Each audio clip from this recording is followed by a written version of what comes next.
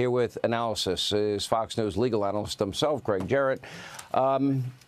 This is serious and significant in this way, is that we all know he was a cognitive mess. Anyone that says he wasn't, they're either so blind to their politics or they're just flat out lying. I think they're mostly lying.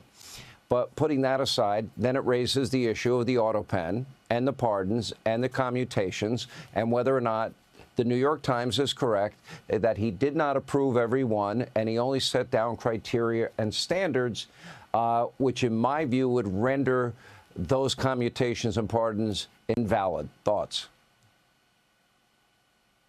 Well, first of all, he was the marionette president controlled by others.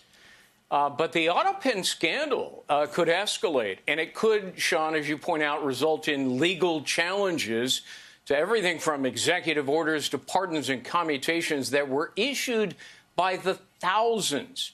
If documents were signed without Biden's knowledge, or if he never consented to them, or if he was incapable of consent, then by operation of law, those documents are null and void. They're invalid. The Supreme Court laid down that principle a long time ago.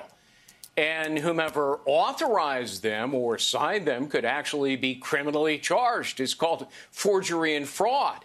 At least one Biden aide who has already testified and operated the autopen, she admitted, said she had no idea who authorized her using it. It wasn't Joe Biden because she said she never saw the guy.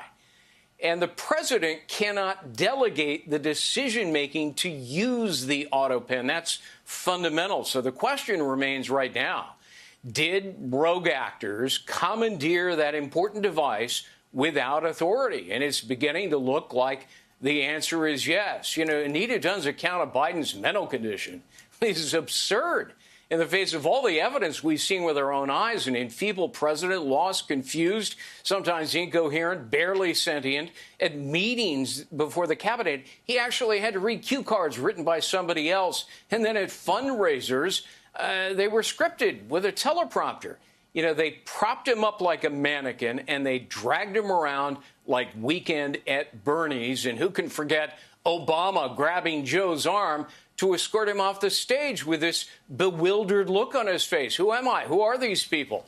You know, as I say, Biden was a marionette president controlled by others, and they may have crossed the line into illegality. We need one truthful whistleblower, just one, somebody, with some level of integrity and honesty. All right, Gregg Jarrett, thank you.